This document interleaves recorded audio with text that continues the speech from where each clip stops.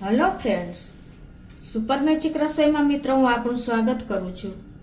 આજે હું મુઠિયા બાટી દાળની રેસીપી તમારી સાથે શેર કરું છું। તો તમને ચોક્કસ આ વિડીયો ગમશે। ગમે તો લાઈક કરજો, શેર કરજો અને સબસ્ક્રાઈબ કરવાનું તો ભૂલતા જ નહીં। તો મિત્રો આપણે દાળ બાટી તો બહુ ખાધી હશે, પણ આજે હું તમને અલગ જ મુઠિયા બાટી દાળની રેસીપી તમારી સાથે શેર કરું છું। તો એના ઇન્ગ્રેડિયન્ટ પણ બતાવી દઉં। એમાં મેં જો રોટલીનો લોટ લીધો છે, રવો લીધો છે, ચણાનો લોટ લીધો છે, પછી 5 દાળ એટલે કે મસૂરની દાળ, અડદની દાળ, ચણાની દાળ, મગની છડી દાળ અને તુવેરની દાળ એ દાળ લીધી છે। કાંદા છે, ટમેટા છે, આદુ મરચાની પેસ્ટ છે, અજમો છે, મીઠું છે, ઘી છે અને રૂટીન મસાલામાં હળદર, લાલ મરચું, ધાણા જીરું, હિંગ અને આખું જીરું મિત્રો એટલા ઇન્ગ્રેડિયન્ટ લીધા છે। અને તળવા માટે આપણે તેલ લેશું। તો પહેલા તો જો મેં આ અડધો કપ કોઈ પણ તમે વાટકી કે કપ લઈ શકો છો। મેં અત્યારે અડધો કપ ચણાની દાળ, અડધો કપ અડદની દાળ, આ 5 દાળ હું અત્યારે ભેગી કરી દઉં છું મિત્રો। બધી સેમ ક્વોન્ટિટીમાં જ લીધી છે।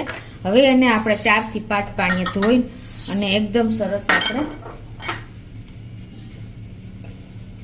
મિક્સ કરી લેશું।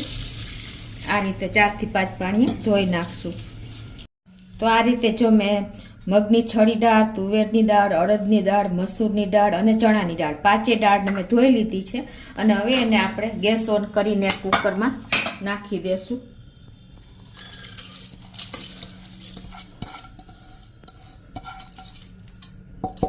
અને એમાં આપણે 3 ગ્લાસ જેવું પાણી પણ નાખી દેશું।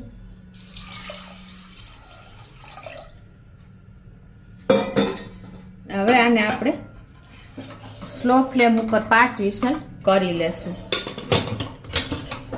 અને ગેસ ઓન કરી દેશું। તો હવે આપણે જો કુકર થાય છે ને દાળનું, ત્યાં આપણે બાટીની તૈયારી કરી લઈએ। આજે આપણે મુઠિયા બાટી બનાવવાના છીએ। તો એના માટે અત્યારે હું આ 2 કપ રોટલીનો લોટ લઉં છું અને એમાં આપણે 4 ટેબલ સ્પૂન જેવો મેં રવો લીધો છે એ પણ નાખી દેશું અને 1 ટેબલ સ્પૂન જેવો આપણે ચણાનો લોટ નાખી દેશું અને ટેસ્ટ એકોર્ડિંગ 1 ચમચી જેવું આપણે મીઠું પણ નાખી દેશું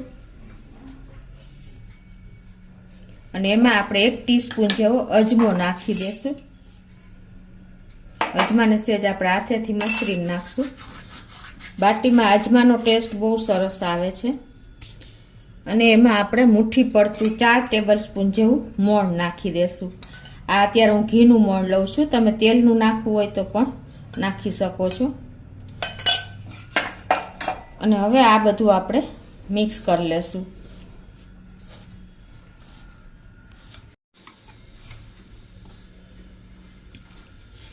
આ રીતે જો આપણે મોણ પણ સરસ મિક્સ કરી લીધું છે। હવે આપણે થોડું પાણી નાખીને બાટીનો લોટ બાંધી લેશું અને એકદમ આપણે કઠણ લોટ બાંધવાનો છે, ઢીલો નથી રાખવાનો। એટલે આ રીતે થોડું પાણી એડ કરીને આપણે એકદમ સરસ કઠણ લોટ તૈયાર કરી લેશું। તો આ રીતે જો આપણે એકદમ કઠણ લોટ બાંધી લીધો છે। હવે એને આપણે ઢાંકીને 10 મિનિટ રેસ્ટ આપી દેશું। તો આ બાજુ જો આપણે કુકરને 5 વિસલ થઈ ગઈ છે અને આપણે પ્રેશર પણ રિલીઝ થઈ ગયું છે। તો આપણે કુકર ખોલી લેશું અને જો આપણી દાળ પણ પરફેક્ટ બફાઈ ગઈ છે। હવે આનો આપણે વઘાર કરી લેશું। તો એના માટે આપણે એક પેનમાં ગેસ ઓન કરીને તેલ મૂકશું। 3 ટેબલ સ્પૂન જેવું આપણે તેલ મૂકી દેશું। તેલ ગરમ થાય છે ત્યાં મિત્રો આપણે જો 2 ટુકડા તજના નાના લીધા છે અને 4 થી 5 મરીના દાણા છે એને આપણે ટોચી લેશું આ રીતે। તો આ રીતે જો આપણે મરી અને તજને ટોચી લીધા છે ને આપણું તેલ પણ ગરમ થઈ ગયું છે। તો હવે એમાં આપણે 1 ટીસ્પૂન જેવું આખું જીરું નાખી દેશું અને 1/4 ટીસ્પૂન આપણે હિંગ નાખી દેશું અને 1 લાલ મરચું આપણે નાખી દેશું અને જે આપણે આ તજ મરી ટોચ્યા છે એ પણ નાખી દેશું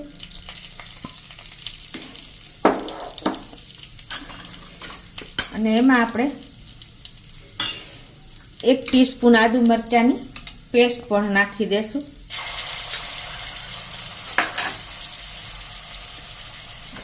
અને એને આપણે સેજ આ રીતે તેલમાં સાંતળી લેશું. અને હવે એમાં આપણે મેં એક મીડિયમ સાઈઝનો કાંદો લીધો છે એ નાખી દેશું. એક મીડિયમ સાઈઝનું ટમેટું લીધું છે એ નાખી દેશું. અને આને એકદમ આપણે તેલમાં કૂક કરી લેશું. સ્લો ફ્લેમ ઉપર જ આ રીતે કૂક થવા દેશું. તો જો 2 મિનિટ થઈ છે અને આપણા કાંદા અને ટમેટા બંને એકદમ સરસ જો કૂક થઈ ગયા છે અને તેલ પણ છૂટું પડી ગયું છે. તો હવે આ સ્ટેજે આપણે 1 ટીસ્પૂન જેવી હળદર પણ નાખી દેશું અને 1 ટીસ્પૂન તમારા ટેસ્ટ એકોર્ડિંગ લાલ મરચું નાખી શકો છો, વધઘટ કરી શકો છો. અને આપણે ટેસ્ટ એકોર્ડિંગ 1 ટીસ્પૂન જેવી મીઠું પણ નાખી દેશું. અને આને આપણે એકદમ સરસ મિક્સ કરી લેશું મસાલા સાથે.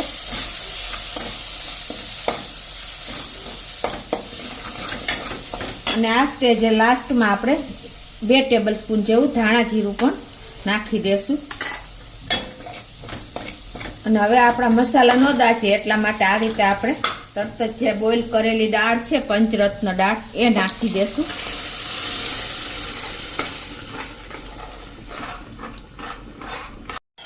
તો હવે મિત્રો આપણે આને 1 થી 2 મિનિટ આ રીતે સ્લો ફ્લેમ ઉપર ઉકાળી લેશું. તો જો આપણી દાળ પણ ઉકળી ગઈ છે અને 2 થી 3 મિનિટ થઈ ગઈ છે. તો હવે લાસ્ટમાં આપણે 1 ટીસ્પૂન જેવો ગરમ મસાલો નાખી દેશું અને એને પણ આપણે સરસ મિક્સ કરીને આ રીતે અડધી મિનિટ જેવું આપણે થવા દેશું. જો આપણે મસાલો પણ સરસ મિક્સ થઈ ગયો છે અને 1 મિનિટ જેવું થઈ ગયું છે અને આપણી દાળની કન્સિસ્ટન્સી પણ પરફેક્ટ થઈ ગઈ છે જુઓ મિત્રો. તો હવે આપણે ગેસ બંધ કરી દેશું અને એને સાઈડ પર રાખી દેશું. તો મિત્રો આપણે જો મુઠિયા બાટીના લોટને રેસ્ટ આપ્યો ને એને પણ 10 થી 15 મિનિટ થઈ ગઈ છે અને આપણે લોટ પણ જો એકદમ સરસ થઈ ગયો છે. તો આપણે એને સેજ મસળી લેશું, સરખો કરી લેશું. આ રીતે મસરા પછી આપણે જે આવી રીતે એક લુઓ લઈ લેવાનો છે મોટો અને એમાંથી આપણે તમારે જે સાઈઝના આપણે અત્યારે બાટીને બદલે મુઠિયા બનાવીએ છીએ તો આ રીતે તમારે જેવડો મુઠિયા બનાવવો હોય ને એ પ્રમાણે તમારે લુઓ લઈને અને પછી હથેળી અને આંગળી વચ્ચે આ રીતે રાખીને તમારે આંગળીથી એને ઇમ્પ્રેશન મુઠિયાની આપી દેવાની છે અને એકદમ પતલું મુઠિયું આપણે તૈયાર કરવાનું છે. આ રીતે જુઓ.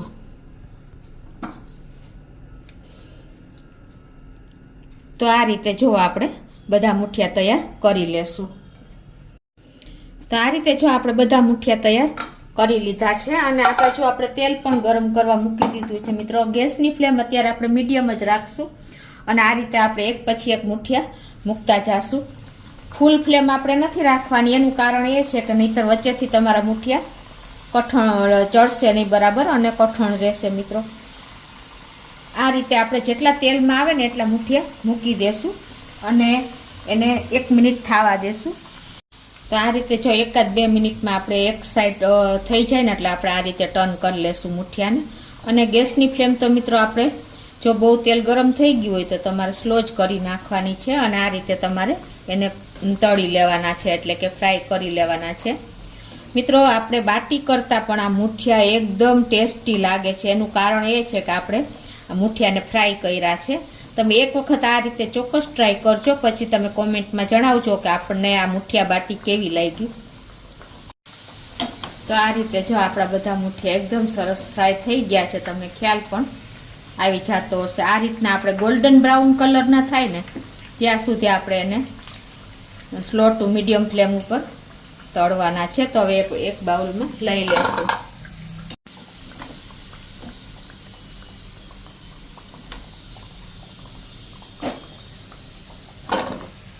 આ રીતે જ હું બધા મુઠિયા ફ્રાય કરી લઉં છું. તો આ રીતે જો આપણે બધા મુઠિયા તળી લીધા છે. તો મિત્રો આપણે મુઠિયા બાટી દાળ રેડી થઈ ગઈ છે, તમે જોઈ શકો છો. હવે એને કઈ રીતે સર્વ કરીને એ પણ તમને બતાવી દઉં. તો એને આ રીતે તમારે મુઠ્ઠીઓથી ભૂકો કરી નાખવાનો છે. જો આપણા મુઠિયા પણ જો એકદમ સરસ જો ભૂકો થઈ જાય છે. તમને ખોલીને પણ એક મુઠ્ઠી બતાવી દઉં. જો અંદરથી એકદમ સરસ ચડી ગયા છે અને સોફ્ટ પણ છે અને બહારથી એકદમ ક્રન્ચી. તો આ રીતે પહેલા આપણે એનો ભૂકો કરી લેવાનો છે. તો આ રીતે જો તમે હાથેથી સરસ ભૂકો ન થાય તો આપણે મિક્સર જારમાં પણ કરી શકીએ છીએ. આ રીતે તમારે દરદરો ભૂકો કરી લેવાનો છે. અને હવે એમાં આપણે જે આ દાળ બનાવી છે પંચરત્ન દાળ, એટલે કે દાળ બાટીની દાળ, મુઠિયા બાટીની દાળ, એ ઉપરથી આપણે આ રીતે પોર કરી દેવાની છે. અને એમાં મિત્રો આપણે સ્પેશિયલ આપણે આમાં ઘી એડ કરવાનું હોય છે. તો અત્યારે હું 2 ટીસ્પૂન જેવું ઘી પણ ઉપરથી નાખું છું. અને એની સાથે મિત્રો આપણે લસણવાળી ચટણી અને પાપડ છે,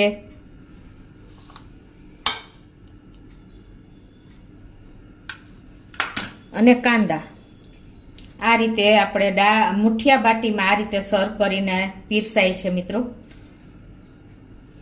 અને સાઈડમાં આપણે પાપડ પણ રાખી દેશું મિત્રો. તો ચોક્કસ તમને આ મુઠિયા બાટીની રેસીપી ગમી હશે, મુઠિયા બાટી દાળની. તો તમને ગમે તો લાઈક કરજો, શેર કરજો અને સબસ્ક્રાઈબ કરવાનું તો ભૂલતા જ નહીં.